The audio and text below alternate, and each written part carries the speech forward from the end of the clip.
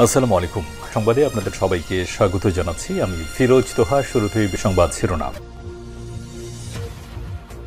বাংলাদেশের সর্বশেষ গুরুত্বপূর্ণ আপডেট সংবাদে আপনাকে স্বাগত। শুরুতেই সংবাদ শিরোনাম, পরে বিস্তারিত। প্রথমেই জানাবো আমাদের হাতে থাকা সর্বশেষ গুরুত্বপূর্ণ সবথেকে তাজা আপডেট সংবাদ। খাগড়াছড়ির পরিস্থিতি থমথমে। পাহাড়ি শিক্ষার্থীকে সংঘবদ্ধ ধর্ষণের ঘটনার জেরে গত কয়েকদিন ধরে অবরোধ, মিছিল, সমাবেশ এবং সবশেষ সহিংস পরিস্থিতির পর খাগড়াছড়িতে এখন থমথমে অবস্থা বিরাজ করছে। এরপর জানাবো ডাকসু নির্বাচন নিয়ে নানা অভিযোগে জবাব দিলেন ঢাবি উপাচার্য। ঢাকা বিশ্ববিদ্যালয় কেন্দ্রীয় ছাত্র সংসদ ডাকসু এবং হল সংসদ নির্বাচনের ব্যালট ছাপানোর স্থান ও সংখ্যা নিয়ে সংবাদ প্রকাশ এবং নানা অভিযোগ তোলা হয়। এসব অভিযোগের জবাব দিয়েছে বিশ্ববিদ্যালয় প্রশাসন। এদিকে নির্বাচন কাজে জড়িতরা এবার ভোট দিতে পারবেন বলছে সিসি। প্রধান নির্বাচন কমিশনার এম নাসিরউদ্দিন বলেছেন, দেশের নির্বাচন কাজে যারা জড়িত থাকেন তারা ভোট দিতে পারেন না। এবার ভোট দেওয়ার ব্যবস্থা করা হচ্ছে, এটি একটি মাইলফলক। এবারে জানাবো নির্বাচন ঠেকাতে যারা নতুন নাটক করছে তারা বোকার স্বর্গে বাস করছে বললেন বিএনপি নেতা শামসুজ্জামান দুদু। যারা নতুন নতুন দাবি সামনে এনে নির্বাচনকে প্রলম্বিত করার চেষ্টা করছে তারা মূলত বোকার স্বর্গে বাস করছে বলে মন্তব্য করেছেন বিএনপির ভাইস চেয়ারম্যান ও সাবেক ছাত্রনেতা শামসুজ্জামান দুদু। রোববার রাজধানী জাতীয় প্রেস ক্লাবের সামনে জাতীয়তাবাদী লেখক ফোরামের উদ্যোগে আয়োজিত এক সমাবেশে প্রধান অতিথির বক্তব্যে তিনি এসব কথা বলেন। এবং সর্বশেষ জানাবো পাকিস্তানের সেনাবাহিনীর অভিযানে বাংলাদেশি যুবক নিহত। পাকিস্তানের সেনাবাহিনীর সন্ত্রাস বিরোধী অভিযানে এক বাংলাদেশি যুবক নিহত হয়েছে আজ। খাইবার পাখতুনখোয়া প্রদেশের কারাকের 10 খেলের শাহ সেলিম থানার কাছে সেনাবাহিনীর অভিযানে ওই যুবক নিহত হয়। অভিযানে মোট 17 জনকে হত্যা করে পাকিস্তান সেনাবাহিনী। জানা গেছে আফগানিস্তানের সীমান্তবর্তী অঞ্চলে বাংলাদেশি নিহত হওয়ার মাধ্যমে সেখানে বিদেশিদের উপস্থিতির বিষয়টি নিশ্চিত করেছে পাকিস্তানের সংবাদ মাধ্যম।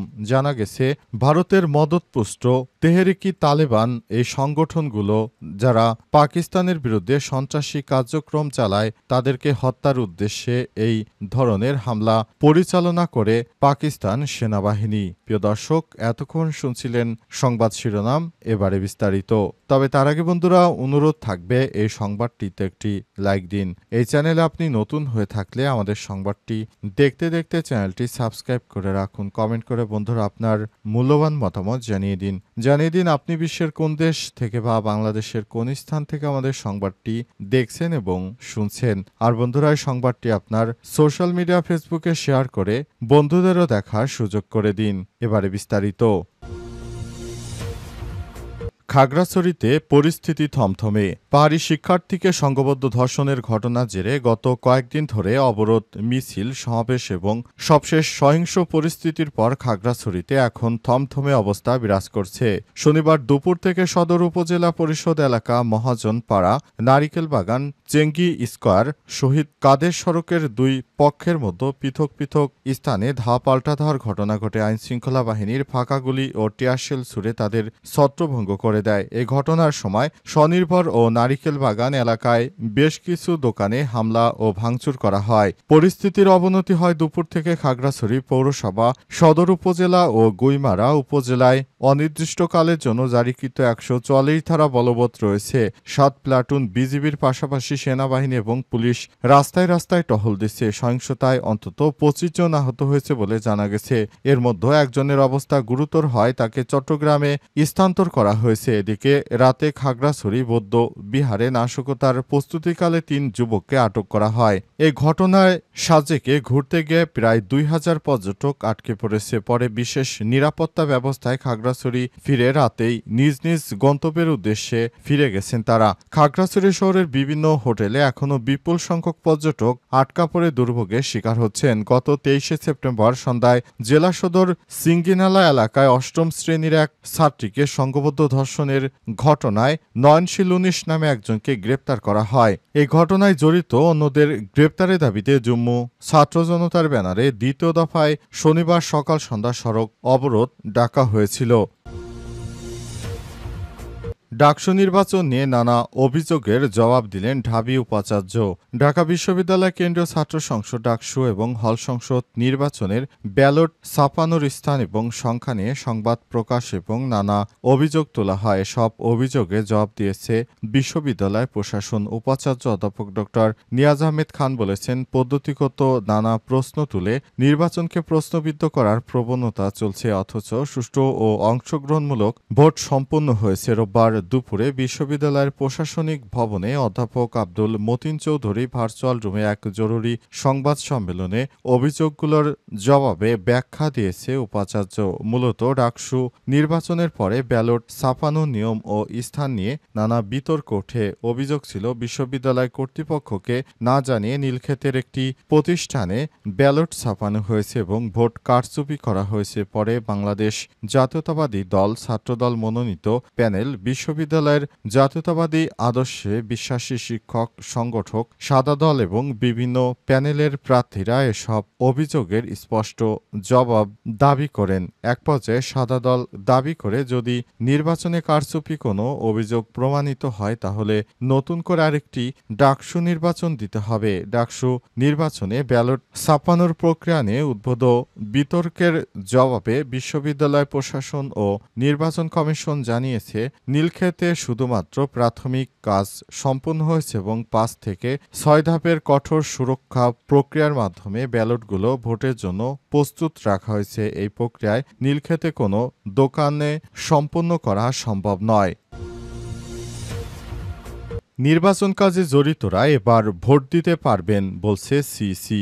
প্রধান নির্বাচন কমিশনার এম নাসির উদ্দিন বলেছেন, দেশের নির্বাচনের কাজে যারা কাজ করবেন তাদেরকে বলতে চাই, নির্বাচনের মাধ্যমে আপনারা ভোট দিতে পারবেন। এই নির্বাচনের মাধ্যমে অন্তর্বর্তীকালীন সরকারের প্রধান উপদেষ্টা প্রফেসর ডক্টর মোহাম্মদ ইউনূসের সরকার আপনাদেরকে সে ব্যাপারে ভোট দেওয়ার জন্য আমাদেরকে যেভাবে নির্দেশনা দিয়েছে আপনারা ভোট দিতে পারবেন, অর্থাৎ আপনারা সবাই ভোট দিতে পারবেন সেই ব্যবস্থা করবে নির্বাচন কমিশন।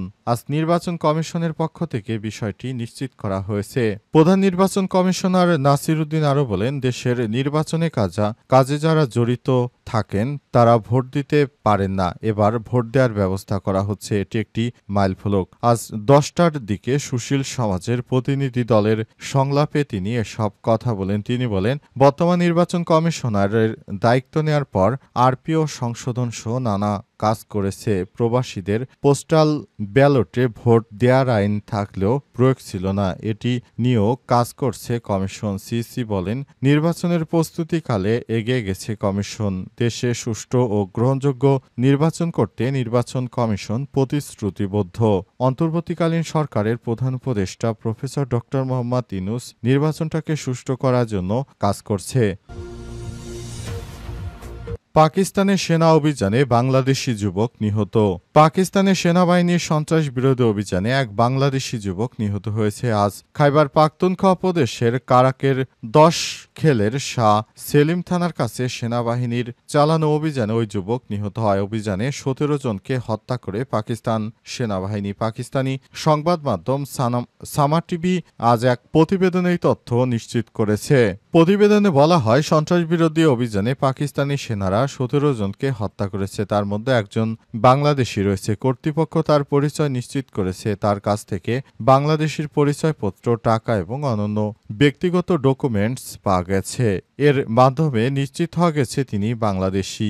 আফগানিস্তান সীমান্তবর্তী অঞ্চলে বাংলাদেশি নিহত হওয়ার মাধ্যমে সেখানে বিদেশিদের উপস্থিতির বিষয়টি সামনে এসেছে বলে জানিয়েছে সংবাদ মাধ্যমটি। স্থানীয় কর্তৃপক্ষ দাবি করে এর আগেও সন্ত্রাসবিরোধী অভিযানে আরও 2 থেকে 3 বাংলাদেশি নিহত হন। তারা ধর্মীয় শিক্ষা নেওয়ার অজুহাতে আফগানিস্তানে প্রবেশ করছিলেন, এরপর সন্ত্রাসী গোষ্ঠীর সঙ্গে জড়িয়ে পড়েছিল বলে দাবি করেছে পাকিস্তানের সেনাবাহিনী।